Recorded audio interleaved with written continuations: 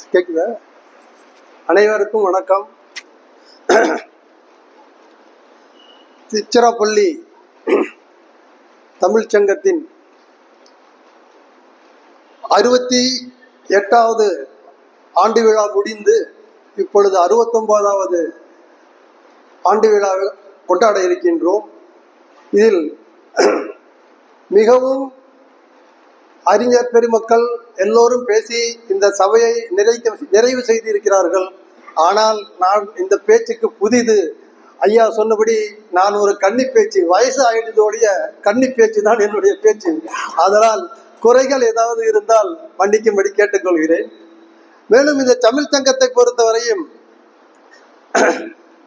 அமைச்சர் உதயகுமார் ஐயா அவர்கள் எனக்கு கடந்த 2-3 வருடங்களாக தெரியும். நான் அவரிடம் ஒரு 6 மாதத்திற்கு முன்பு எனக்கு பேச ஒரு வாய்ப்பு கொடுங்கள் என்று கேட்டேன். அவர் ஓகே ஓகே என்று சொல்லி கொண்டிருந்தார். பிப்ரவரி மாதம் கேட்டபோது என்ன சொன்னார், இது மாதிரி மார்ச் மாதம் பெண்கள் ஆண்டு, அதனால் அந்த கம்ப்ளீட் 8 நிகழ்ச்சிகளும் பெண்களுக்காக ஒதுக்கப்பட்டது, உங்களுக்கு ஏப்ரலில் நான் கொடுக்கிறேன் என்று சொன்னார். நான் சரி என்று சொன்னேன். அன்று நான் கேட்டதும் உங்களுக்கு 11ஆம் தேதி கொடுத்திருக்கிறேன், நீங்கள் அதனால் எதை பற்றி பேச போகிறீர்கள் என்றார். நான் சொன்னேன், நான் பட்டினப்பாளையை பற்றி பேசலான் இருக்கேன் அப்படின்னேன். பட்டினப்பாளையம்லாம் ரொம்ப கடினமான இதாச்சு, அதை எப்படி நீங்கள் பேசுவீங்க அப்படின்னாங்க. இருந்தாலும் நான் பேசலாங்கிற ஒரு உங்களோட ஆதரவோட நான் இங்கே பேச வந்திருக்கேன். அதனால எதா இருந்தாலும் கொஞ்சம் இது பண்ணிக்கங்க. அமைச்சர் உதயகுமார் அவர்கள் இந்த சங்கத்தில் 5வது அமைச்சராக இப்பொழுது பதவியேற்று 1 வருட காலமாக நடத்தி கொண்டிருக்கின்றார்கள். இதற்கு முன்னாடி இருந்தவர்களும் இது மாதிரி பல நிகழ்ச்சிகளை நடத்தி இருக்கிறார்கள். ஆனால் இவர் அமைச்சரானதற்கு அப்புறம் இருக்க மாற்றம் இருக்கு பாருங்கள், அது எனக்கு ரொம்ப பிடித்திட்டு இருக்குது. நான் கடந்த 10 வருடமாக தான் இங்கு இந்த தமிழ் சங்கத்தின் நிகழ்ச்சிகளும் மற்ற நிகழ்ச்சிகளும் கலந்து கொண்டிருக்கின்றேன். ஆனால் இப்பொழுதுள்ள மாற்றத்தை எனக்கு தெளிவாக தெரிகிறது. ஏனென்றால் முன்பெல்லாம் எப்படி என்றால், தமிழ் சங்கம் என்று சொன்னால் இன்றைக்கு யார் பேசுகிறார்கள் என்றுதான் கேட்பார்கள். இப்பொழுது நிலை மாறிவிட்டது. இன்றைய நிகழ்ச்சி என்ன என்று கேட்கிறார்கள். நிகழ்ச்சி என்ன என்று கேட்டால் என்ன அர்த்தம்? அது எதுவென்றாலும் இருக்கலாம். அது பேச்சாகவும் இருக்கலாம், பாட்டாகவும் இருக்கலாம், நாடகமாகவும் இருக்கலாம். சோ அந்த மாதிரி இயல், இசை, நாடகம் இது 3ஐயும் வளர்ப்பதில் அவர் மிகுந்த பங்காற்றி கொண்டிருக்கிறார். அவர் நீடோழி வாழ்க. அடுத்து நமது துணைத் தலைவர் வரதராஜன் ஐயா அவர்கள், அவர் எப்படின்னா ஒரு இலக்கிய பெட்டகம். அவரு எப்படின்னா, நான் பார்த்திருக்கேன் நிறைய இதுல எவ்வளவு பேர் பேசுறாங்க போறாங்க. கடைசியா பாத்தீங்கன்னா ஃபைனலா அந்த சொல்றது தேங்க்ஸ் கிவிங் சொல்லுவாங்களே, அது சொல்றது அவர் தான். அதுல பாத்தீங்கன்னா நான் 40 நிமிஷம் பேசுறது அவன் 4 நிமிஷத்துல பேசுவார். அதான் நல்லா இருக்கும். அந்த மாதிரி ஒரு புலமை, தமிழ் புலமை உண்டவர். அவரையும் நான் வாழ்த்தி வணங்குகிறேன். அடுத்து இங்கு உள்ள அனைவரையும் மாலை வணக்கத்தோடு, மேலும் விண்ணுலகில் இருந்து இங்கிருக்கும் விண்ணுலகில் இருந்தே தமிழ் சங்கத்தின் அன்றாட நிகழ்ச்சிகளை மேல்மேலும் வளர ஆசி வழங்கி கொண்டிருக்கும் அவர்களின் பாதம் தொட்டு நான் உரைக்கு செல்கிறேன். முதலாவதாக, இந்த பட்டினப்பாலை என்பது 10 பாட்டில் ஒரு நூலாசிரியர் எழுதிய பாடல். இந்த 10 அதற்கு முன்னாடி பட்டு பாத்து 8 தொகை, இதற்கு போவதற்கு முன்பாக நமக்கு முக்கியமான என்னவென்றால், இதை தென்னிந்தியாவை ஆண்ட சோழர்கள், தென்னிந்தியாவை ஆண்டர் சேர, சோழர், பாண்டியர், பல்லவர் எல்லாரும் ஆண்டிருக்கிறார்கள். ஆனால் சோழர் காலத்தில் தான் இந்த தென்னிந்தியா மிகவும் பிரசித்தி பெற்றது. இந்த சோழர்கள் ஆண்ட காலத்தில் மிகவும் பிரசித்தி பெற்றது. அதில் முக்கியமாக சொல்ல வேண்டும் என்றால், நமது ராஜராஜ சோழன், ராஜேந்திர சோழன், கரிகால் சோழன் அண்டு கௌசிக சோழன், இவங்க 4 பேரும் செய்த ஆட்சி தென்னிந்தியாவின் பொற்காலம் என்று சொல்லப்படுகிறது. இலக்கியங்களில் இது தென்னிந்தியாவின் பொற்காலம் என்று சொல்லப்படுகிறது. ஏனென்றால் இவர்கள் விவசாயம், அயல் நாட்டு ஏற்றுமதி அண்டு இறக்குமதி, கட்டிடக்கலை,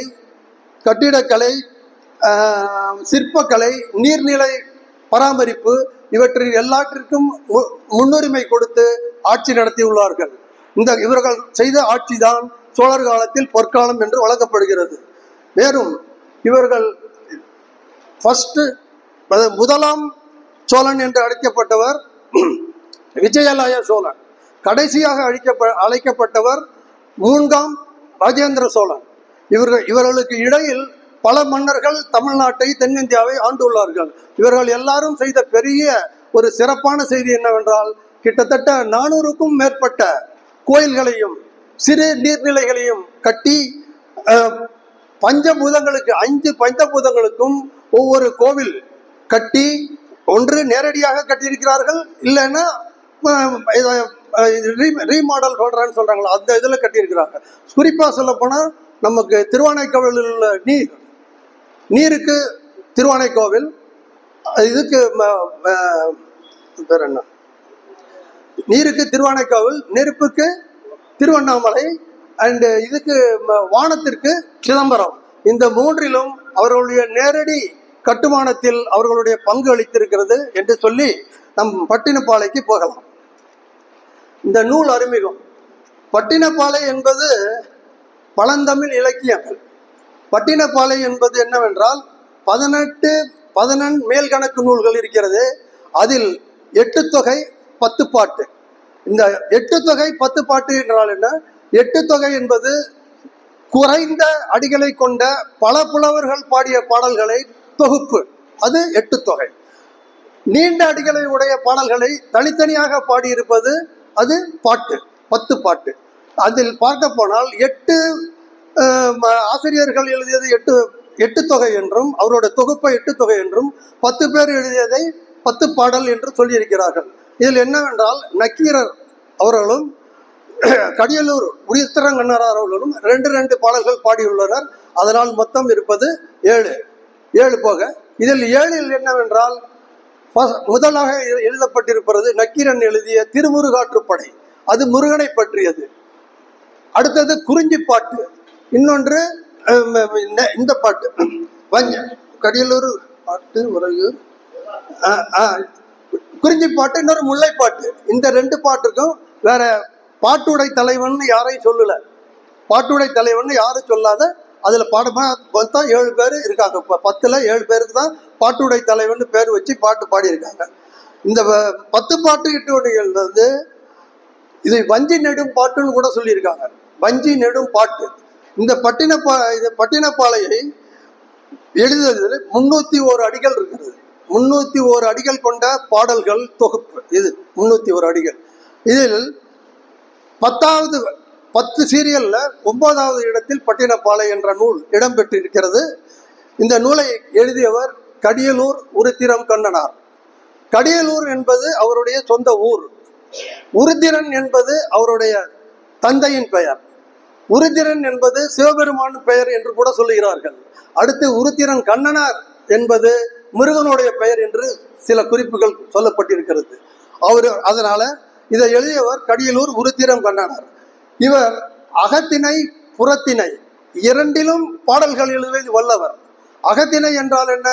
அகத்திணை என்பது 2 ஆணும் பெண்ணும் சேரும்போது உண்டாகும் இன்பத்தை அகத்தால் அல்லது உள்ளத்தால் அறிவது. அது 3ஆம் மனுஷனுக்கு தெரியாது. இதுதான் அகத்திணை. புறத்திணை என்பது பால் உணர்வு தவிர்த்து மற்ற போர், வீரம், கொடை, விருந்தோம்பல் இதெல்லாம் இந்த புறத்திணையில வரும்.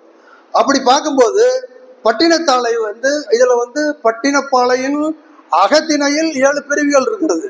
அகத்திணையில் வேறு. அகத்திணை என்பது 7 பிரிவுகள். 1 குறிஞ்சி, முல்லை, மருதம், நெய்தல், பாலை, இன்னும் 2 இருக்கு. பாறை, இன்னும் 2 அகத்திணை. இல்ல சொல்றேன். பாலைன்னு சொல்லியாச்சு. சரி, அடுத்தது சொல்றேன். நெய்தல் ஃபர்ஸ்ட் இல்ல நெய்தல், வாழை, இது நெய்தல், வாழை, பாலை. அதுக்கு அடுத்தது கைக்கிளை, பெருந்திணை. அதுக்கு அடுத்தது கைக்கிளை பெருந்திணை என்று 2 திணை உண்டு. அந்த கைக்கிளை என்பது ஒருதலை காமம். அதை நம்ம தமிழ்நாட்டு இதுல யாரும் ஒத்துக்கிறது இல்லை. அடுத்தது பெருந்திணைங்கிறது பொருந்தா காமம். ஆகையால் நடப்பில் இருக்கிறது இந்த 5 தான். அதே மாதிரி இதுல புறத்திணையில வெற்றி, வஞ்சி, காஞ்சி, உழிஞ்சை, தும்பை, வாகை, பாடம், இது 4 இருக்கு. இப்போ இந்த பட்டினப்பாளையை பொறுத்த வரைக்கும் இந்த கூடியலூர் உடுத்தரங்கண்ணனார் என்ன பண்ணியிருக்காருன்னா 7 அகத்திணையில் ஒன்றான பாலைத்திணையையும் 7 புறத்திணையில் ஒன்றான வாகை திணையையும் எடுத்து இந்த பாடல்களை எல்லாம் பாடியிருக்கிறார். ஓகே. அடுத்து பாட்டுடை தலைவன் பாடலை பற்றி பாடியது. பாட்டுடை தலைவன் யார் அப்படிங்கிறத பத்தி ஒரு பெரிய இது, ஒவ்வொரு இதுக்கும் பாட்டுடை தலைவன் யார் என்று எழுதியிருப்பார்கள். அந்த இதுல பார்க்கும்போது பட்டினப்பாலை எழுதிய உருத்திரங்கண்ணனார் 301 அடிகளிலும் 299 அடி வரைக்கும் அவர் சொன்னது திருமாவளவன் என்றுதான் சொல்லியிருக்கிறார். கரிகாலன் என்ற பேச்சு பேசவே இல்லை. அந்த இடத்தில் அவரோட பெயர் குறிப்பிடப்படவில்லை. ஆனால் பெரிய புலவர்கள் உண்டான 10 பாட்டில் எழுதிய சிலப்பதிகாரத்தை எழுதிய இளங்கோ, சிலப்பதிகாரத்தை எழுதிய இளங்கோவடிகள், 10 பாட்டிற்கு ஆராய்ச்சி நூல் எழுதிய ராஜமாணிக்கனார், உரை எழுதிய நச்சினார்க்கினியர், பொன்னி கரை கண்ட பூபதி என்று ஒட்டக்கூத்தரால் போராட்டப்பட்ட கரிகாலன் தான் பாட்டுடை தலைவன் என்று கடைசியாக முடிவு செய்யப்பட்டது. அதை அனைவரும் ஏற்றுக்கொண்டு இந்த பாடலில் பட்டினப்பாளையின் தலைவன் பாட்டுடை தலைவன் கரிகாலன் என்பதை நாம் எல்லோரும் ஒற்றுக்கொள்ள வேண்டும். இந்த புஸ்தகத்தில் எழுதவில்லை என்றாலும் கரிகாலன் தான் என்பது முடிவாகியிருக்கிறது. ஸோ இந்த பட்டினப்பாளையை மிக முக்கிய சரத்துக்கள் என்னவென்றால், காவேரியின் சிறப்பு 1, 2 காவிரி பூம்பட்டினத்தின் வளம், 3 கரிகாலனுடைய வீரம், அவன் செய்த போர்கள், காலத்தால் அழியாத செயல்கள். இது 3 தான் இந்த பட்டினப்பாளையில் விளக்கி சொல்லி இருக்கிறார்கள். கடைசியாக அவர் பிரிதல் நிமித்தம் என்ற இதன் தலைப்பில் பாடத்தை முடிக்கிறார். இந்த காவேரியின் சிறப்பு, காவேரி நாம் என்ன சொல்லுகிறோம் என்றால் தமிழ்நாட்டின் தென்னிந்தியாவின் கங்கை என்று சொல்லலாம். காவேரி தமிழ்நாட்டின் கங்கை என்று சொல்லுகிறோம். இது குடகு நாட்டில் உற்பத்தியாகி 800 கிலோமீட்டர் ஓடி அதில் 416 கிலோமீட்டர் நமது தமிழ் தென்னகத்தில் ஓடி கடைசியா புகார் என்ற இடத்தில் கடலில் கலக்கிறது. அந்த புகார் என்ற இடத்தில் கடலில் கிடக்கிறது குணக்கடல் என்று சொல்லுகிறார் ஆசிரியர். குணக்கடலில் கடக்கிறது என்று சொல்லுகிறார். அந்த 416 கிலோமீட்டர் செல்லும் வேகத்திலும் அது போகும் இடமெல்லாம் பொன்னை ஒதுக்கி செல்கிறது என்று எழுதியுள்ளார். பொன்னை ஒதுக்கி செல்கிறது என்னவென்றால் விவசாயம் சம்பந்தப்பட்ட நெல், கரும்பு, வாழை, இஞ்சி, மஞ்சள், இந்த மாதிரி பல விவசாயம் செய்பவர்களுக்கு இந்த காவிரியினால் தான் வாழ்க்கை வாழ்கிறது என்பதை தெரியப்படுத்துவதற்காக போர்க்கும் இடமெல்லாம் பொன்னை ஒதுக்கி செல்லும் என்று சொல்லியிருக்கிறார்கள். 2வது, இந்த காவேரி எப்போதுமே துய்ப்பதில்லை என்கிறார். எப்போதுமே இந்த காவேரி துய்ப்பதில்லை. அதுக்கு காரணமாக என்ன சொல்லுகிறார் என்றால் 2 காரணம் சொல்கிறார். 1, வெள்ளிக்கோள் வடக்கிலிருந்து தெற்கில் இருக்கும். அதே மாதிரி அந்த கோள் மாறக்கூடாது. அந்த கோள் மாறுவது என்றால் அவன் நடத்தும் ஆட்சியில் அவனுடைய செங்கோல் சரியில்லை என்று அர்த்தம். வடக்கு கிழக்கு. அதே மாதிரி சாதக பட்சி என்ற ஒரு பட்சி உள்ளது. அந்த பட்சி மழை நீர் தான் உணவாக உட்கொள்ளும். அது மழை வரவில்லை என்றால் அது வானத்தை பார்த்து பாட்டு பாடும், வானம்பாடி என்று சொல்வார்கள். அது பாட்டு பாடி மழை நீர் வரும். அப்படி வரவில்லை என்றாலும் காவேரியில் பொய்க்காது, எப்பொழுதும் ஓடிக்கொண்டிருக்கும், தண்ணீர் ஓடிக்கொண்டிருக்கும், எப்போதும் பசுமையான இடத்தை கொடுத்திருக்கும் என்று காவேரியை பற்றி சொல்கிறார்கள். இது வற்றாத ஜீவநிதி என்று சொல்கிறார்கள். இந்த காவேரியை எப்படி புலவர் எடுத்துரைக்கிறார் என்றால், காவிரி சாதாரண ஆறு மட்டும் அல்ல, அதன் கரைகளில் வசிக்கும் மக்களின் பண்பை விளக்கும் வரலாற்று ஓவியம் என்கிறார். காவிரி வரலாற்று ஓவியம். ஏன்னா போற வழியில் இருக்கிறவங்களுக்கு அவங்களோட பண்பை வெளிப்படுத்துது அப்படின்னு சொல்லிட்டு இது பண்ணியிருக்காரு. அடுத்து இந்த சொல்லியாச்சு. இந்த கடக்கும் இடம்தான், காவேரி கண்டு கடக்கும் இடம்தான் புகார் அல்லது பூம்புகார். புகார் அல்லது பூம்புகார், அதற்கு ஒட்டியமதி காவேரி பூம்பட்டினம். காவேரி பூம்பட்டினத்தோட அந்த அமைப்பை பார்த்தீங்கன்னா இது கிட்டத்தட்ட நம்ம தமிழ் சங்கம் மாதிரியே இருக்கு. அந்த இதில் போட்டிருக்கிறதுல பார்த்தீங்கன்னா அந்த அமைப்பு. ஏன்னா இப்படி மேற்கிருந்து கிழக்கு காவேரி செல்கிறது, நம்ம எப்படி வர்றோம். அதே மாதிரி இந்த சைடில் வந்து பட்டினப்பாலை, இதோட அவங்களோட பட்டணம் இதெல்லாம் எல்லாம் இருக்கு. அதே மாதிரி இந்த சைடில் கடல், குணக்கடல் போய் அதில் ஜாயின் பண்ணுது. அதனால அந்த காலத்தில் இந்த அமைப்பை பார்த்து தான் இதை அமைத்திருக்கிறார்களோ என்ற ஒரு சந்தேகம் எனக்கு எழுகிறது. அடுத்து கரிகாலன் குடகை அகழ்ந்தான் என்று இருக்கிறது. கரிகாலனுடைய முன்னோர்கள் குடகை அகழ்ந்தான் என்று எழுதியுள்ளார். அகழ்ந்தான் என்றால் மலையை வெட்டினான், ஆழப்படுத்தினான் என்பது அதன் அர்த்தம். ஆகையால் குடகு மலையிலிருந்து வருகிறது என்றாலும் அங்கேயும் இதற்கு இவரோட முன்னோர்கள் போய் அங்க தண்ணீர் தென்னிந்தியாவுக்கு வருகிறது ஏற்கனவே ஏதோ ஏற்பாடுகள்லாம் பண்ணி மலையெல்லாம் குடைஞ்சிருக்காங்க அப்படிங்கிற ஒரு இன்ஃபர்மேஷன் கொடுத்துருக்காங்க. அது எந்த அளவுக்கு உண்மைன்னு தெரியல.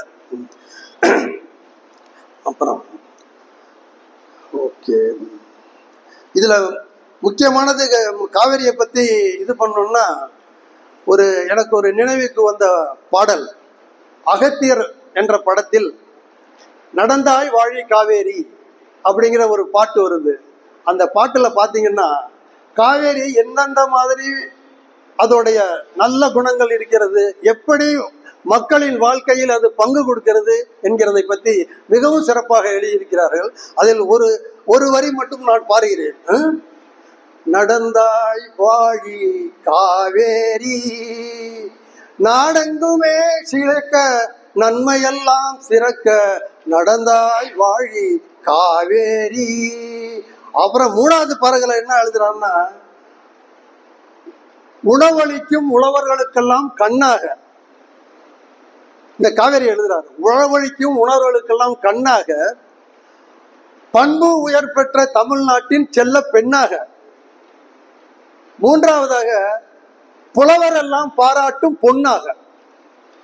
கண்ணாக, பெண்ணாக, பொன்னாக இருந்து காவேரி நம் தென்னிந்தியாவை வளர்ச்சியில் வைக்கிறது என்பதற்கு உதாரணமாக இந்த பாட்டு அந்த படத்தில், அகஸ்தியர் படத்தில் பாடப்பட்டிருக்கிறது. அடுத்து காவேரியை பற்றி இதாயிடுச்சு. அடுத்தது காவிரி பூம்பட்டினம், இதன் வரலாறு. காவிரி பூம்பட்டினத்தின் வரலாறு மிகவும் தொன்மையானது.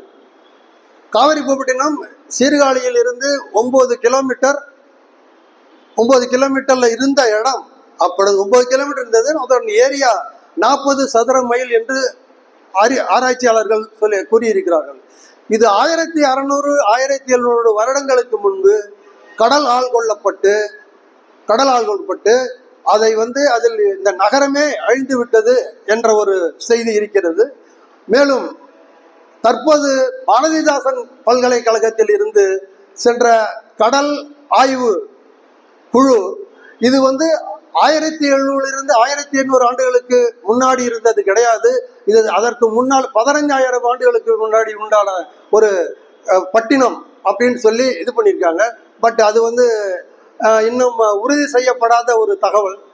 இப்பொழுது போன மாதம் தமிழ்நாடு பட்ஜெட்டில் கூட காவிரி பூம்பட்டினத்தில் இருந்து நாகப்பட்டினம் வரைக்கும் கடல் ஆய்வு செய்வதற்காக 1,91,00,000 எவ்வளோ பணம் இதுக்கு அலாட் பண்ணியிருக்காங்க. இதில் கண்டுபிடிப்பதற்காக சென்ட்ரல் கவர்மெண்ட், ஸ்டேட் கவர்மெண்ட் எல்லாரும் அதில் இது பண்ணியிருக்காங்க. ஏன்னா இது ஒரு ஆராய்ச்சி இதாக எடுத்துக்கிட்டு இருக்காங்க. இந்த சென்ட்ரல் கவர்மெண்ட்ல இருந்து இந்த கடல் ஆய்வு டிபார்ட்மெண்ட்ல வேலை செஞ்ச ஒருத்தர் செல்வராஜ் பேர். அவரோட இதுல என்ன எழுதியிருக்காருன்னா, அவர் கடலுக்கு அடியில போய் உபகரணங்களோட போய் ஒரு கட்டிடத்தின் மதிலை தொட்டு பார்த்தேன் என்று எழுதியிருக்கிறார். அப்படின்னா அந்த இடத்துல வந்து இன்னும் அந்த கடலோட இது இருக்கு, பட்டினம் இருக்கு, பட் அதை முழுசா கண்டுபிடிக்க முடியல. இது வந்து கடல் ஆராய்ச்சி ஒன்று. அப்புறம் கடலும் நார்மலா பாத்தீங்கன்னா பட்டினம் அப்படின்னா என்ன சொல்லுவாங்க, கடலும் கடல் சார்ந்த இடம், இதுதான் பட்டினம் வாங்க. ஆனா இங்க வந்து என்னன்னா காவிரி புகுந்தோடி கடலில் சேரும் வளம் நிறைந்த நாடு அந்த ஏரியா. காவிரி புகுந்தோடி கடலில் சேரும் வளம் பொருந்திய இடத்தையும் பட்டினம் என்றே சொல்லி இருக்கிறார்கள். பட்டினம் என்றால் ஒன்று காவிரி பூம்பட்டினம், இன்னொன்று இது கட்டினம் என்றால் காவிரி பூம்பட்டினம், ஊர் என்றால் உறையூர். இது பரம்பரையாக நாம் சொல்லிக் கொண்டிருக்க வேண்டிய இது. இதற்கு காரணம் என்னவென்றால், முதலாவதாக சோழ மன்னர்கள் உறையூரை தலைநகராக வைத்து ஆட்சி செய்திருக்கிறார்கள். பிறகு காவிரி பூம்பட்டினத்திற்கு மாற்றி அங்கிருந்து ஆட்சி செய்திருக்கிறார்கள். இந்த ரெண்டும் அதனால்தான் பட்டினம் என்றால் காவிரி பூம்பட்டினம், ஊர் என்றால் உறையூர் என்று புலவர் இங்கு பேசியிருக்கிறார். இதை எல்லாவற்றையும் முக்கியமான ஒரு காவிரி பூம்பட்டினத்தின் சிறப்பு என்னவென்றால், சிலப்பதிகாரத்தில் பெரும் பங்காற்றிய கண்ணகி, கோவலன், மாதவி இவர்கள் வாழ்ந்த இடம் காவிரி பூம்பட்டினம்.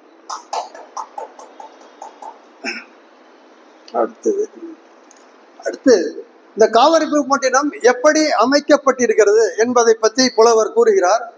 பட்டினத்தை பெரிதாக 3 இதாய் பிரித்து விட்டிருக்கிறார். பட்டினப்பாக்கம், மருவூர் பாக்கம், நாளங்காடி, தவப்பள்ளிகள், சோம சூரிய கண்டம், சுக்கரவகல் தோட்டம், நிலா கோட்டம், அகண்ட வியாபார வீதிகள், இது எல்லாம் அதுல தேர்ந்திருக்கு அப்படின்னு சொல்லிட்டு, அது ஒரு மாதிரி ஒரு சைடு பார்த்தீங்கன்னா நான் முதல்ல சொன்னேன், அது மாதிரி திருச்சி நம்ம தமிழ் சங்கத்தோட இது மாதிரி இந்த இடம் பூரா காவிரி பூம்பட்டினம், அந்த சைடு காவேரி, இந்த சைடு குணக்கடல்.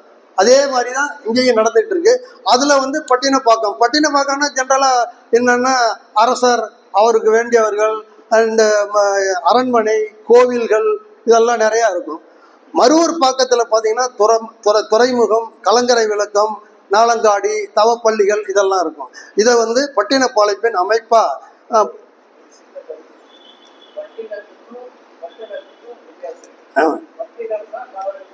ஆமா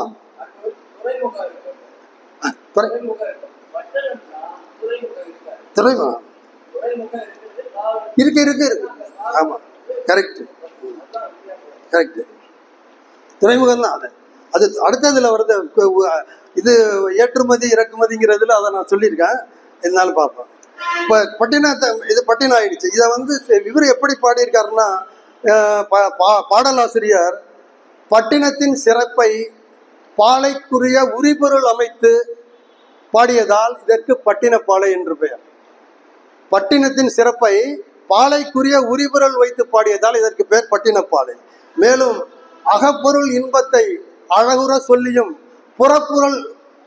புறப்பொருள் இன்பத்தை புகழ்ந்து உரைத்திருக்கின்றார் நமது நூலாசிரியர். அடுத்து காவிரி பூம்பட்டினத்தின் அமைப்பை சொல்லிவிட்டேன். அடுத்தது பாட்டுடை தலைவன். பாட்டுடை தலைவன் யாரு? பாட்டுடை தலைவன்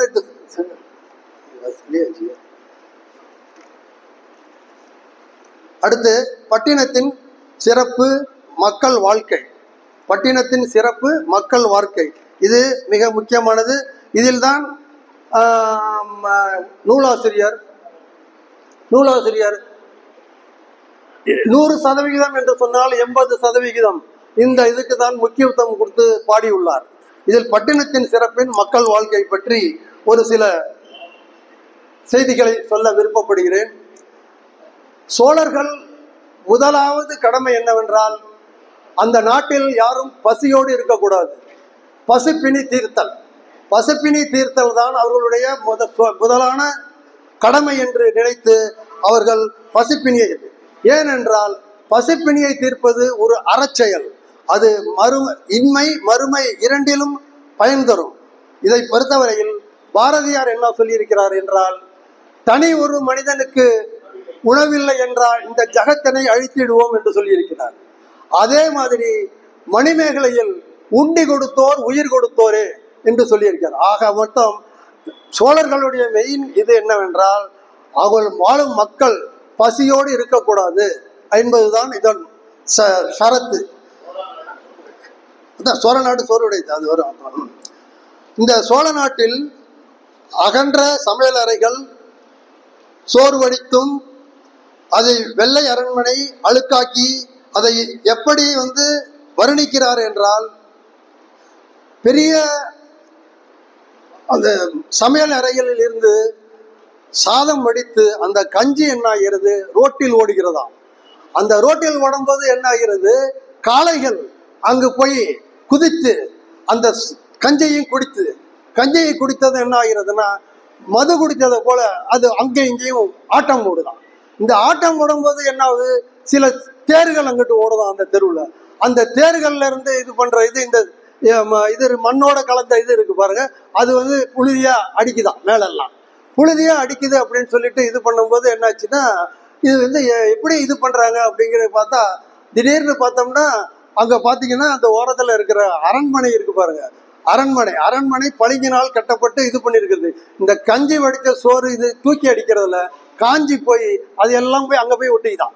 அங்க போய் ஒட்டிட்டு அது எப்படி அரண்மனை காட்சி அளிக்கிறது என்றால், ஒரு ஆண் யானை புழுதியில் மடங்கி எப்படி நிற்குமோ அது மாதிரி நிற்கிறது அப்படின்னு எழுதியிருக்காரு. இது இந்த பசிப்பினி தீர்த்தல் இது எதுக்காக எழுதியிருக்காரு அப்படின்னா, இது பசிப்பினி இல்லாத அந்த மாடுகள் காடுகள் எல்லாமே தென்னிந்தியாவை அவர்கள் ஆண்ட போது மிகவும் சுபிட்சமா இருந்தது என்பதை தெளியப்படுத்துதான். அடுத்தது மருதவளம். மருதவளம் மிகவும் முக்கியமானது. கரும்பு அது எப்படி இவர் சொல்லுகிறார் என்றால், ஆசிரியர் நான் முதலில் சொன்னபடி கரும்பு, நெல், வாழை இதெல்லாம் மிகுதியாக வளர்ந்திருக்கும். கரும்பை வெட்டி அதை பாகு காய்ச்சியாக வேண்டும். அப்படி பாகு காய்ச்சும் போது என்ன ஆகிறது, அதிலிருந்து வரும் உஷ்ணத்தால் அங்கு உள்ள நெய்தல் மலர்கள் வாடுகிறது. நெய்தல் மலர்கள் வாடுகிறது என்று நினைத்த பொழுது பக்கத்தில் இருந்து இந்த கதிர் எரித்து போட்டிருப்பார்கள் ஒரு நெல், அந்த நெல்லும் கூட சேர்ந்து காயுது.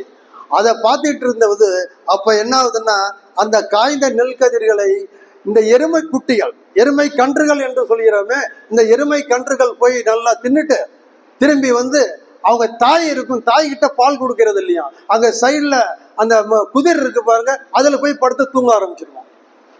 இது அதோட மருத நிலத்தோட வளத்தை நமக்கு வெளிப்படுத்துவதற்காக சொன்னார். இதை ஆசிரியர் எப்படி சொல்லுகிறார் என்றால், பாகின் புகையில் காயும் செந்நெல், பாகின் புகையில் காயும் செந்நெல், செந்நெல்னா இந்த நெல், அது அப்படி சொல்லியிருக்காரு. இது மருத வளம். அடுத்தது செல்வ வளம். செல்வ வளம்ங்கிறது சுபிட்சமா எல்லாரும் இருந்திருக்காங்க. அந்த காலத்துல சோழ நாட்டில் இருந்த பெண்கள்லாம் மிகவும் அழகாக இருப்பார்களாம், எழுதியிருக்கிற சொல்றேன், மிகவும் அழகாக இருப்பார்கள், நிறைய அணிகலன்களை அணிந்திருப்பார்கள் என்றெல்லாம் ஆசிரியர் குறிப்பிட்டுள்ளார். இதில் செல்வ வளத்தை பற்றி சொல்லும் போது என்ன செய்கிறார்னா, முற்றத்தில் அறுவடை ஆகி வந்த நெல்களை காய வைத்திருப்பார்களாம். அது காய வச்சிருக்கிற இடத்துல என்ன ஆகும்னா, அங்க இருந்து கோழி அதை கொத்துறதுக்கு வருமா. கோழி கொத்துறமா நார்மலா எதிர்த்து போய் நம்ம தள்ளி விடுவோம், ஏதாச்சும் பண்ணுவோம். இவங்க என்ன பண்ணுவாங்களாம், தங்கத்துல செஞ்ச காது தோடு இருக்கு பாருங்க, அதுல பின்பக்கம் இருக்கு பாருங்க கூர்மையா, அதை கழட்டி கோழி மேல அடிப்பாங்களாம். அந்த அளவுக்கு செல்வ வளம் பொருந்திய நாடு இந்த சோழ நாடு அப்படின்னு எழுதியிருக்காரு. இது செல்வ வளத்தை பத்தி எழுதினாரு. அடுத்தது அங்கு நிறைய தவப்பள்ளிகள் இருக்கிறது என்று சொன்னேன். தவப்பள்ளிகள் இருக்கிறது என்றால் பல துறவிகள் தினமும் வேள்விகள் செய்வார். வேள்விகள் செய்யும் போது அதில் நெய், நறுமண பொருட்கள் இதை எல்லாவற்றையும் ஊற்றிதான் வேள்விகள் செய்ய முடியும். இந்த வேள்விகள் செய்தது என்னவோ அந்த ஊர் பூரா பரவி ஒரே நறுமணம் வீசுமா. இந்த நறுமணம் வீசியதை அந்த குயில்கள் என்ன பண்ணும், இது ஏதோ பகையாளி வந்துட்டான் அப்படின்னு சொல்லிட்டு அதை பொறுக்க முடியாத ஆண் குயில் என்ன ஆகுமா, பெண் குயிலை தூக்கிக்கிட்டு ஓடி போகுமா. எங்க ஓடி போகும், அங்க பேய்கள் காக்கும் இடம் என்று ஒரு இருக்கிறது. பேய்கள் காக்கும் இடம் அங்கு சரியான இவங்களுக்கு பாதுகாப்பு கிடைக்கும் என்று சொல்லி அங்க போய் கிட்டக்க போயிடுமா. அங்க போனா அங்க ஆல்ரெடி புறாக்கள் இருக்கு பாருங்க, புறாக்கள் அது சாப்பிட்ட சாப்பாடு செரிக்காத குள்ளாங்கல் அதை சாப்பிட்டுட்டு படுத்திருக்குமா, அது பக்கத்துல போய் இது உட்காந்துக்குமா, ஒளிஞ்சுக்குமா. இது மாதிரி ஒரு தனி இதை இது பண்ணியிருக்காங்க. இதுக்கு கூழாங்கல், இதுக்கு நீதல், இதுக்கு என்ன பண்றாங்கன்னா வேள்வியின் புகையில் வேள்வியில் நறுமணம் ஓடி ஒதுங்கும் இது குயிலினம் அப்படின்னு கெட்டி கொடுத்திருக்காரு. வேள்வி புகையின் நறுமணம் ஓடி ஒளியும் குயிலினம் அப்படின்னு சொல்லியிருக்காரு.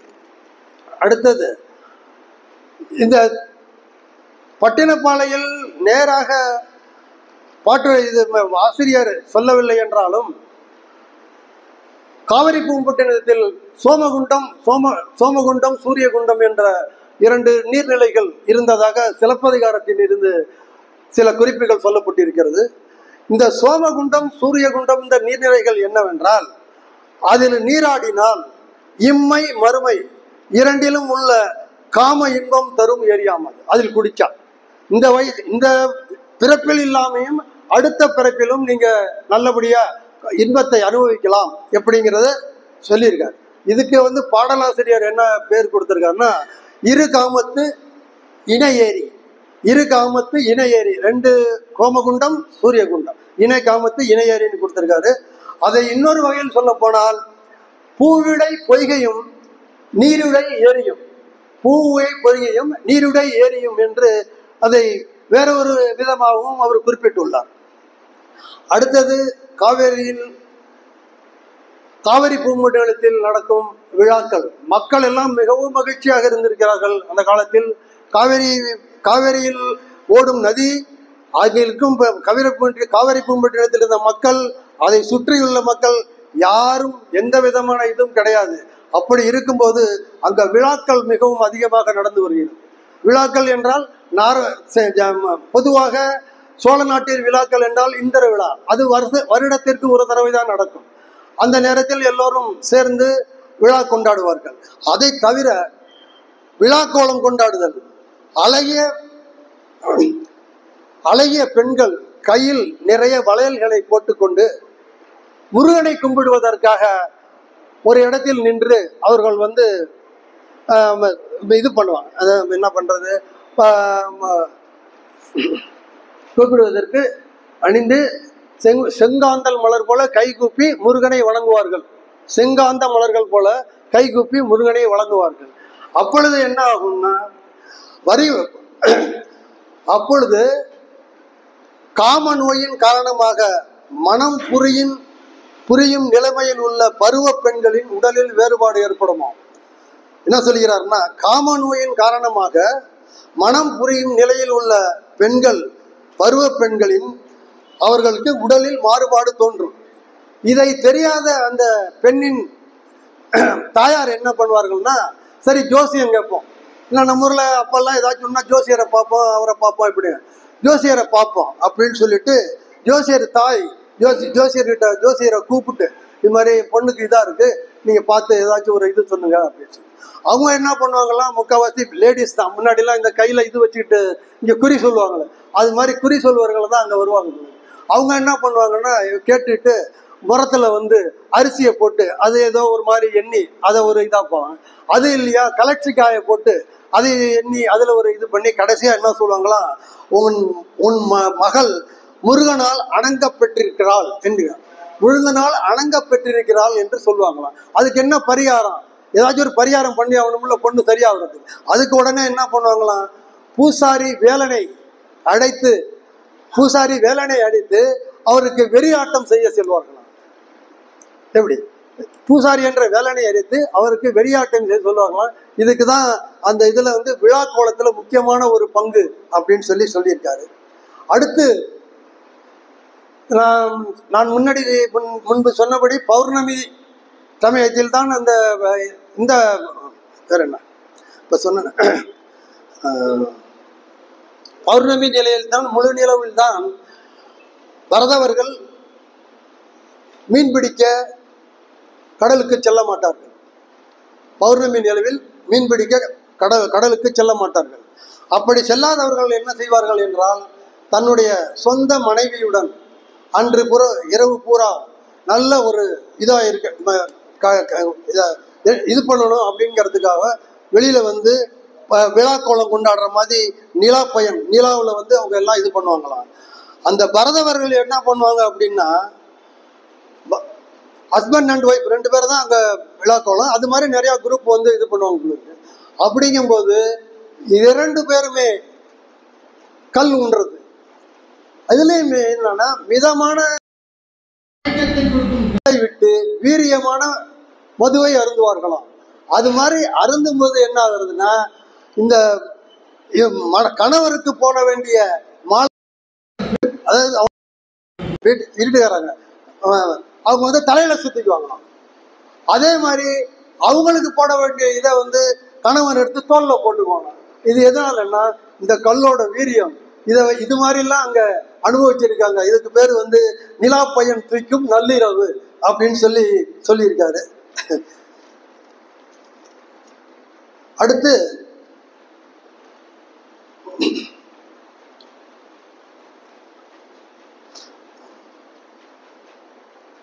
கரிகாலனை பத்தி பின்னாடி சொல்ல போறேன். அதுக்கு முன்னாடி அவர் வந்து படையெடுத்ததுக்கு அப்புறம் அங்கிருந்து படை வீரர்கள் எல்லாம் வீட்டுக்கு இங்க நம்மளோட நாட்டுக்கு கூட்டிட்டு வர்றது. அப்படி இருக்கும்போது படையெடுத்து தோற்று போனவர்களின் மனைவியர்களை சிறைபிடித்து இங்க கொண்டு வந்துருவார். அந்த கொண்டு வந்தவங்களை என்ன பண்ணுவாருன்னா, அவர்களுக்கு என்று ஒரு தனியான இடம். அவர்களுடைய மெயின் வேலை என்னவென்றால் கோவில்களை சுத்தம் பண்ணி கோலம் போட்டு விளக்கு ஏற்றி வைப்பதுதான் அவர்களுடைய சரியான இது. இறைப்பணியில் அவர்களை ஈடுபடுத்துவது. அவர்களுக்கு வேற ஒன்றும் இல்லை. அவங்களுக்கு வந்து இறைப்பணி செய்ய வேண்டியது, சாப்பிட வேண்டியது, இது இருக்க வேண்டியது தான்.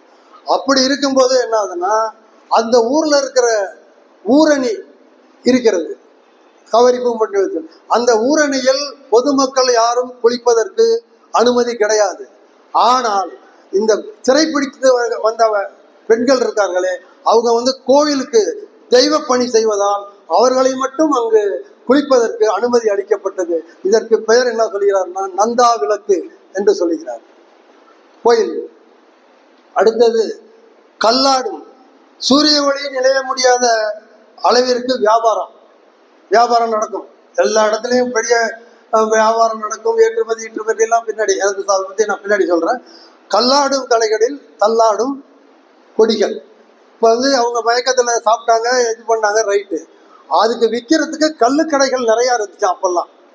கல்லுக்கடைகள் என்னன்னா, ஒவ்வொரு கல்லுக்கடையிலையும் ஒவ்வொரு மாதிரியான கொடிகள் பறக்கும். கல்லுக்கடைக்கு பக்கத்தில் சாப்பிட்றதுக்கு அது இதெல்லாம் வச்சுட்டு அவங்கெல்லாம் தனித்தனியாக கொடி வச்சு, அந்த கொடிகள்லாம் பார்த்தீங்கன்னா அவ்வளோ இருக்குமோ. அந்த கொடிகள் பறக்கும் போது என்ன, சூரிய வெளி கூட உள்ளார வர முடியாதான், அந்த அளவுக்கு கூட்டம் அங்க. அதுக்கு தான் சொல்றாரு கல்லாடும் கடைகளில் தள்ளாடும் கொடிகள் அப்படின்ட்டு. அந்த கொடிகள் ஆடுறது இருக்கு பாருங்க, அதை பார்த்து கல்லாடிட்டு குடிச்சிட்டு ஆடுறாங்க. அங்க வந்து இந்த கொடிகளும் சேர்ந்து ஆடுது அப்படிங்கிறத சொல்லியிருக்காரு. அடுத்தது முக்கியமான இது ஒன்று என்னென்றால், இவர்கள் மருவூர்பாக்கம், பட்டினப்பாக்கம் என்று 2 பெரிய பிரிவு காவிரி பூம்பட்டினத்தில் உள்ளது என்று சொன்னேன். அதில் மற்போர் வீரர்கள், ஏன்னா வீரம் மிக்கவர்கள் நிறையா இருக்கிறாங்க. மருவூர் பாக்கத்து வீரர்களும் பட்டினப்பாக்கத்து வீரர்களும் நேருக்கு நேர் கையால் சண்டை போடுவது, ஆயுதங்கள் வைத்து விளையாடுவது, இது போன்ற இதெல்லாம் பண்ணி கொண்டிருக்கிறார்கள். அப்படி இருக்கும்போது இந்த மருவூர் பாக்கத்தில் இருக்கும் அந்த வீரர்கள் கடல் இறாவை சாப்பிட்டு விட்டு வந்து சண்டை போடுவார்கள். ஆனால் பட்டினப்பாக்கத்தில் இருக்கிறவங்க வந்து வயல் ஆமை இருக்கு பாருங்க, அதை வந்து அந்த கறியை சாப்பிட்டுட்டு வந்து எழுதி போடுவாங்க. 2 பேரும் உனக்கு நீயா நானான்னு பார்க்கலாம் அப்படிங்கிற அளவுல சண்டை போடுவாங்களாம். ஆனா யாரும் புறமுதுகிட்டு ஓட மாட்டார்கள். இந்த புறமுதுகிட்டு ஓட மாட்டார்கள் என்றாலும் அவங்கவுங்க எங்களோட சக்தியை காமிக்கிறோம், எங்களுக்கு எவ்வளவு வலு இருக்கு அப்படிங்கிறத காமிக்கிறதுக்காக என்ன பண்ணுவாங்கன்னா, அங்கு வளர்ந்திருக்கும் பனை மரத்துல வந்து கவன் கற்களை எடுத்து அடிக்கிறது. அடிச்சா என்ன ஆகும்னா, உங்களுக்கு எவ்வளவு கையில ஸ்ட்ரென்த் இருக்கோ அந்த அளவுக்கு அதுல உள்ளார காயும். அவனும் அடிப்பான், இவனும் அடிப்பானா. அந்த மாதிரி பாட்டு யாரும் புதமிருகு ஓடாத பாட்டுக்கு இவங்களோட வலுவை தெளிவுபடுத்துது. அது மாதிரி பனைமரங்கள் நிறைந்த, இது மாதிரி அடிப்பட்ட பனைமரங்கள் நிறைந்த நிறைய கடைகள் அங்கு காவிரி பூம்பட்டினத்தில் இருந்தது என்று ஒரு செய்தி குறிப்பிட்டிருக்கிறார். அடுத்தது நடுநிலை தவறாது. இப்போ அவங்க வியாபாரம் பண்றதுல வந்து காவிரி பூம்பட்டினத்துல நடுநிலை தவறாதவர்கள், எதையுமே நடுநிலை தவறி இது பண்றது கிடையாது. வாங்குற பொருளையும் குறைத்து வாங்க மாட்டார்கள், விற்கிற பொருளையும் அதிகமாக விற்க மாட்டார்கள். இந்த மாதிரி ஒரு நடுநிலை இருக்கிறார்கள். அந்த நடுநிலையை எப்படி இந்த பாடலாசிரியர் விவரிக்கிறார் என்றால், கலப்பையில் ஏறுகளை பிணிக்கும் நீண்ட நுகத்தொடியில் நடுவில் ஒரு ஆணி இருக்கும். அந்த ஆணி சென்டர், இந்த பக்கமும் ஜாஸ்தி இருக்காது, அந்த பக்கமும் ஜாஸ்தி இருக்காது. அந்த மாதிரி வந்து அவர்கள் நடுநிலை தவறாமல் வாணிபம் செய்தார்கள் என்று. அதில் வாணிகம் செய்வோர்க்கு, திருக்குறள்ல வாணிகம் செய்வோர்க்கு வாணிகம் பேணி பிறவும் தம போல் செய்யும், கரத்தியாருடைய பொருள்களையும் நமது பொருள் போல வாங்கவும் விற்கவும் செய்வது என்பதை பற்றி இது பண்ணியிருக்காங்க. இப்போ இதுக்கு உதாரணமா சொல்ல வேணும்னா, இப்போ நம்ம மெயின்காடு கேட்டில் சாரதாஸ்ல இருந்து நம்ம வழக்கம் இது வரைக்கும் வர்றதுக்கு பார்த்தீங்கன்னா, வெளியில ஆப்பிள் 150 ரூபா இருந்துச்சுன்னா அவன் 100 ரூபாம்பான். என்ன நம்ம என்ன பண்ணுவோம், சரி 100 ரூபாய்க்கு கொடுக்குறான 1 கிலோ அப்படின்ட்டு போய் வாங்கணும்னு அங்கே நிறுத்து பார்த்தீங்கன்னா 750 தான் இருக்கும். புரியுதா? இந்த மாதிரி இதெல்லாம் அங்கே கிடையாது. குறைக்கிற பணத்துக்கும் கொடுக்குற இதுக்கும் சரியான ஒரு இது கொடுப்ப என்று விளக்கியுள்ளார். அடுத்தது இதெல்லாம் காவிரி பூம்பட்டினத்தில் நடந்த மக்கள் வாழ்க்கை. அடுத்தது ஏற்றுமதி இறக்குமதி. எந்த ஒரு நாட்டிற்கும் ஏற்றுமதி இறக்குமதி மிகவும் முக்கியமான ஒரு இது. இங்கே நம்ம தமிழ்நாட்டிலையும் சரி, நம்ம இந்தியாவிலையும் சரி, அல்லது அமெரிக்காவிலையும் சரி, இந்த பேலன்ஸ் ஆஃப் பேமெண்ட்னு சொல்லுவாங்க. அது எப்படின்னா, ஏற்றுமதி எவ்வளோ இருக்கு, இறக்குமதி எவ்வளோ இருக்கு, அதுக்கு தகுந்த மாதிரி தான் உங்களோட இது இருக்கும். உங்களோட ஜிடிபிவாங்க, கிராஸ் இதுன்னு சொல்லிட்டு ஜிடிபின்னு சொல்லுவாங்க. ஒரு தனி மனிதனுக்கு எவ்வளோ இன்கம் வருது வருதுன்னு இருப்பாங்க. அந்த மாதிரி இது பண்ணியிருப்பாங்க. இங்கே வந்து காவிரி பூம்பட்டினங்கிறது ஒரு துறைமுகப்பட்டினம். நீங்க சொன்னீங்கல்ல, காவிரி பூம்பட்டினங்கிறது ஒரு துறைமுகப்பட்டினம். இங்கிருந்து தான் வெளிநாடுகளுக்கு சரக்கு அனுப்புது, சரக்கு வரவழைக்கிறது. இது ரெண்டும் நடந்துட்டு இருக்கு. இதுல முக்கியமா வந்து நாகப்பட்டினமும் அந்த காலத்தில் இருந்தே ஏற்றுமதி இறக்குமதி நடந்தது. ஆனால் மிகவும் பிரசித்தி பெற்றது இந்த துறைமுகம் காவிரி பூம்பட்டினம். இந்த காவிரி பூம்பட்டினத்தில் இருந்து கிரீஸ், ரோம், தென்கிழக்கு ஆசிய நாடுகள், சைனா போன்ற இடத்திற்கு நிறைய ஏற்றுமதிகள் செய்யப்பட்டிருந்தது. அதே மாதிரி இறக்குமதிகளும் பக்கத்தில் உள்ள நாடுகளில் இருந்து செய்யப்பட்டிருந்தது. அதில் மெயின என்னவென்றால், இவர்கள் ஏற்றுமதி செய்வது என்னவென்றால், நம்மளிடம் இருக்கும் விவசாய பொருட்கள், யானை தந்தங்களால் சென்ற கைவினர் பொருட்கள், மரத்தால் ஆன சாமான்கள், உணவுப் பொருட்கள், இவைகளையெல்லாம் ஏற்றுமதி செய்யும். இறக்குமதி செய்வது முக்கியமானதாக குதிரைகள், பவளம், இந்த மாதிரி இது தங்கம், இதெல்லாம் இறக்குமதி செய்திருக்கிறார். இந்த இறக்குமதி செய்யறதும் ஏற்றுமதி செய்யறதும் ஒரே டயத்துல நடக்கிறதுனால அதை எப்படி புலவர் வர்ணிக்கிறார் அப்படின்னா, ஒரு மேகம் தான் உமிழ்ந்த தண்ணீரை மழையாய் மாற்றி பின் மழை ஆறுகள் வழியாக கடலில் போய் கலக்கிறது. ஸோ ஒரு சர்க்கிள், மேகத்திலிருந்து மழை பின் கடல், இது ஆறு பின் கடல், இது மாதிரி ஒரே மாதிரி ஒரு சர்க்கிள்ல இது பண்ணிட்டு இருக்கும் போது அங்க எப்படி இருக்குன்னா, ஒரு இது கூட, அதாவது கடலில் தான் முகழ்ந்த நீரை வேகம் எடுத்துக்கொண்டு போகிறது, அதை கடலில் இதாக தண்ணீராக மாற்றி மறுபடி கடலில் வருகிறது. இதை வந்து மேகம் கடல் என்று சொல்கிறார்கள்.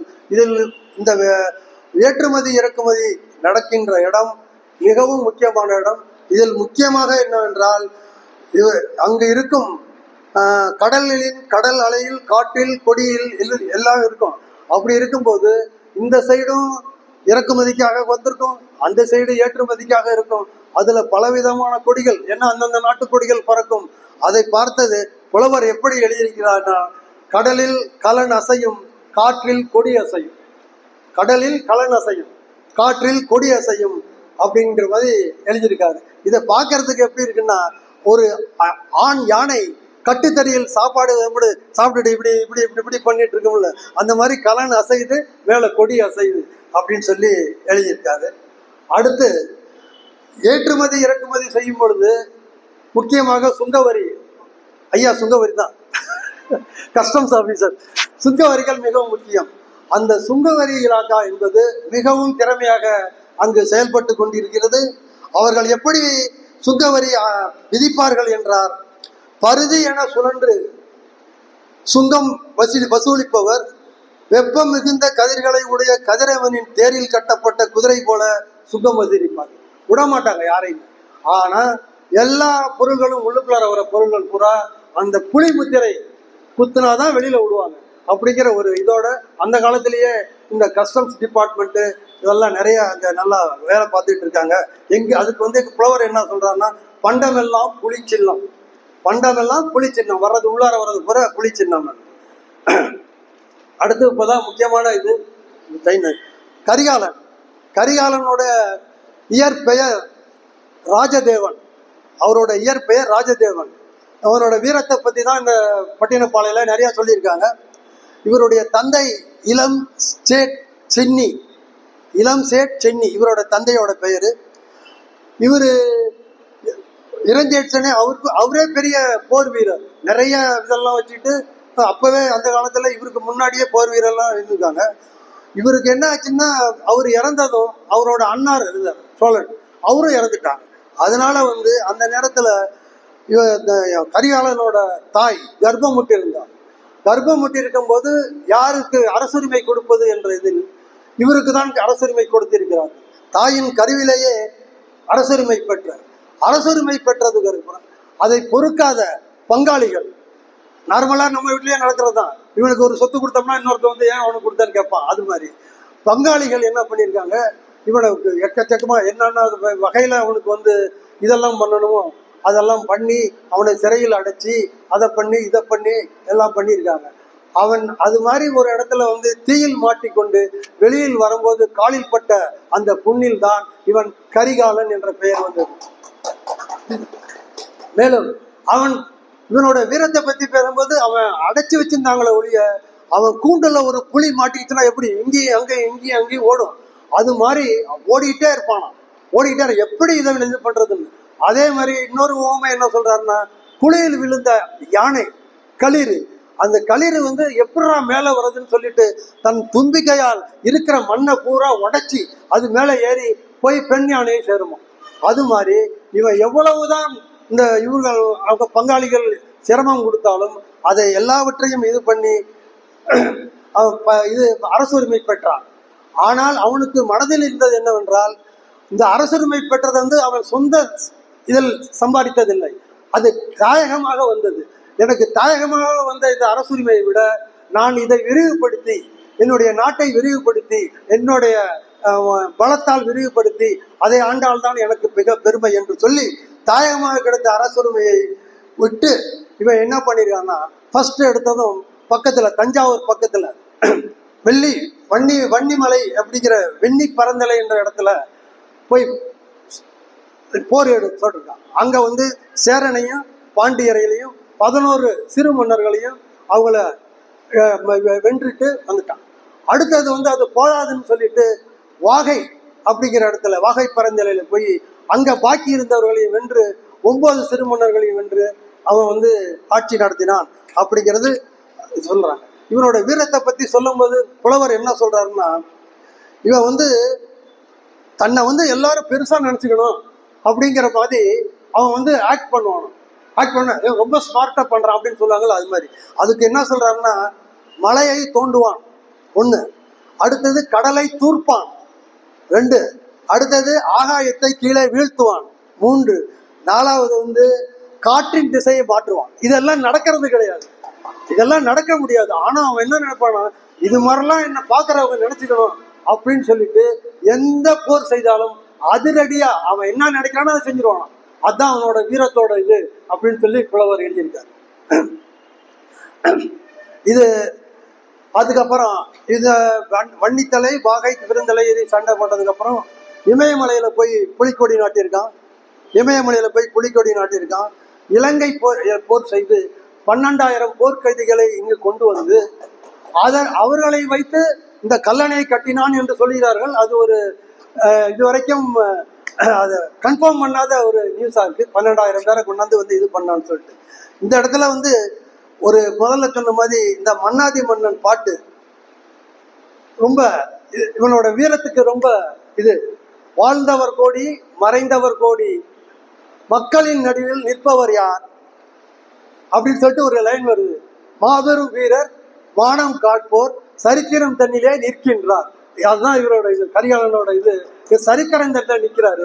இவர் சரித்திரம் இது பண்ற போது என்ன பண்ணிட்டாரு அப்படின்னா, அதுதான் கல்லணை. இவர் கட்டின கல்லணை என்பது 300 சதுர மீட்டர், 300 மீட்டர் நீளம், 20 மீட்டர் அகலம், 4.5 மீட்டர் ஆழம் கொண்ட இது வந்து தண்ணீர் ஓடிக்கொண்டிருக்கும் போதே கட்டப்பட்ட ஒரு கல்லணை அணை என்று சொல்லுகிறார்கள். இதை 5 வருடத்திற்கு முன்னால் ஜெர்மனியில் இருந்து வந்த பெரும் இன்ஜினியர்கள் பார்த்துவிட்டு இந்த டெக்னாலஜி, இந்த இன்ஜினியரிங் டெக்னாலஜின்னு சொல்றோம்ல, அது எப்படி அந்த காலத்தில் பண்ணுகிறார்கள் என்று வியப்பை ஊட்டி சென்றிருக்கிறார்கள் என்று ஒரு இது போடப்பட்டிருக்கிறது.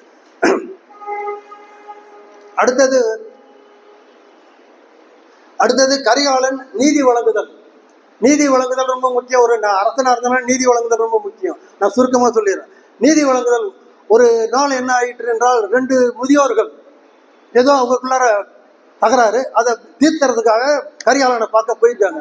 கரிகாலனை பார்த்தா சின்ன பையன் மாதிரி இருந்திருக்கான். உடனே அவங்களுக்கு மனசுல என்னடா இவன் என்னத்த நமக்கு தீர்ப்பு சொல்ல போறான் அப்படின்னு சொல்லிட்டு தயங்கி நின்று இருக்காங்க. அந்த நேரத்துல இதை புரிந்த கரிகாலன் உடனே போய் வயதானவர் போல வேடம் போட்டு வந்து அவர்களோட இதை தீர்த்து விட்டார் என்கிறது ஒரு விருந்தோம்பல். அடுத்தது கரிகாலன் விருந்தோம்பல் அந்த காலத்துல அரசர்கள்னு இருந்தா விருந்தோம்பல்ங்கிறது ஒண்ணு கண்டிப்பா இருக்கும். அந்த காலத்துல விருந்தோம்பல்ங்கிறது என்னன்னா, மெயினா இந்த பாடல் பாடி அவர்களை வந்து பெருமையா பேசுறாங்களே அவங்களுக்கு தான் விருந்தோம்பல். அது வந்து இவர் என்ன சொல்றாருன்னா, அந்த மாதிரி பாடல் பாடுற பாடலாசிரியர்களுக்கு பரிசீலர்னு பேர் கொடுத்துருக்காங்க. பரிசீலர் இவங்களுக்கு என்ன வேலைன்னா, போய் அந்த ராஜாவை பத்தி பெருமையா பாட வேண்டியது, அதுதான் அவங்க வேலை. அப்படிப்பட்டவர்களை இவர் என்ன செய்வாருன்னா, முன்னாடி வந்து கூட்டிட்டு போய் வீட்டில் உட்கார வச்சு அவர்களுக்கு உடுக்க உடை, இருக்க இடம், எல்லாம் உணவு எல்லாம் கொடுத்து அவர்கள் போகிறேன் என்று சொல்லும் பொழுது வெளியே வருவாராம். ஆனால் வெளியே வந்து உடனே போயிட்டு வாங்கன்னு சொல்ல மாட்டார். நான் 7 அடி நடந்து வந்து அந்த வந்தவர்களை வழி அனுப்பி விடுவார். இது வந்து முக்கியமான இது. ஏன்னா இப்போ இதுல கூட திருவள்ளுவர் சொல்லியிருக்காரு, மோப்ப குழையும் அனிச்சம் முகம் திரிந்து நோக்க குழையும் இருந்து அப்படின்னு. அப்ப என்னன்னா, அது வந்து உள்ளுக்குள்ளார வர்றவங்களை தான், நீங்க வீட்டுக்கு வர்றவங்களை போய் முகமுளைச்சியோட கூப்பிடணும் தான். ஆனா இது மாதிரி வழி அனுப்பும் போது ஏதாச்சும் இருக்கா என்னங்கிறது எனக்கு தெரியல. அது ஐயா சொல்ல.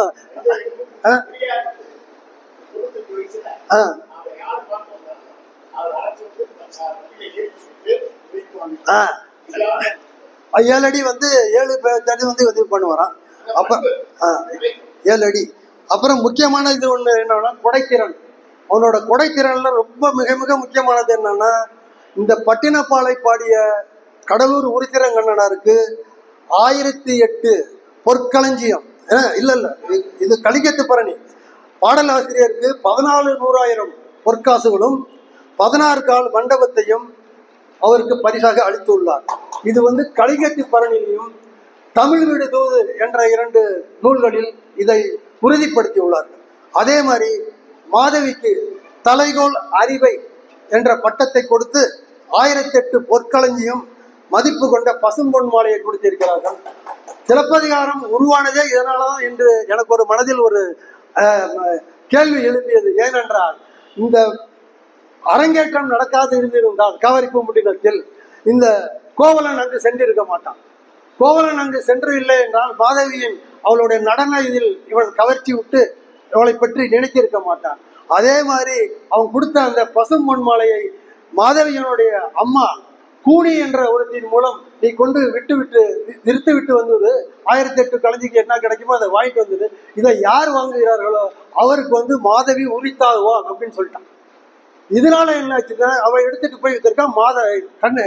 கண்ணு கோவலன் வாங்கிட்டான். அந்த கூனிய கோவலன் வாங்கினான ஒழிய காலையில தான் வாங்கியிருக்கான். ஈவினிங்கே போயிட்டு மாதவியோட அவன் இது அப்படிங்கிறது வந்து அவனோட கொடை செயலை பத்தி சொல்லும் போது இதை பற்றி சொல்லியிருக்காரு. இதெல்லாம் சொன்னது வந்து புறத்தை பத்தி தான். அறத்தை பத்தி என்னன்னா, இவரை பத்தி இவரோட தலைவி இளைவியெல்லாம் பத்தி சொல்லியிருக்காங்க ஒழிய யார் தலைவி, அவங்களோட பேர் என்ன, இதெல்லாம் இந்த புஸ்தகத்துல இல்லை. ஆனால் அவர் கடைசியா சொன்ன ஒரு வார்த்தை என்னன்னா, அவர் என்ன சொல்லிட்டாருன்னா, கரிகாலன் இவ்வளவு சிறப்பு மிக்க காவிரி பூம்பட்டினம் இருக்கு, மக்கள் இருக்காங்க, எல்லா வகையிலையும் இருக்கு. அப்படி இருக்கும் பொழுது அப்படிப்பட்ட காவிரி பூம்பட்டினமே எனக்கு கிடைத்தாலும் அவளை பிரிந்து, அவள் யாருங்கிறது தெரியும், அவளை பிரிந்து செல்ல மாட்டேன். இதை புத்தகத்துல பாடல்ல எப்படி எழுதியிருக்காரு, வேலினும் வெய்ய காணம், காணம்னா இது அவள் கோளினும் தண்ணிய தடமென் தோளே. காணம்ங்கிறது இந்த ஃபாரஸ்ட் அதுல இருக்கிறது. அதுல என்ன சொன்னார, அதுக்கு அர்த்தம் என்னன்னா, பிரிந்து செல்லும் வழியில் உள்ள காடுகள் என் வேலினும் கொடியது, மென்மையான தோள்களை கொண்ட தலைவியை பிரியாது இருப்பது என் செங்கோலை விட குளிர்ச்சியானது என்று சொல்லி பிரிதல் பிரிதல் நிமித்தம். ஏன்னா இந்த அகப்பொருள் கொண்ட பாடல் என்று சொன்னேன் முன்னாடி, அந்த கடைசியாக அவர் பேசியதும் பிரிதல் பிரிதல் நிமித்தம், இது அகப்பொருளை ஊற்றது என்று கூறி நன்றி கூறி வாழ்க்கைக்கு விடைபெறுகிறேன். நன்றி.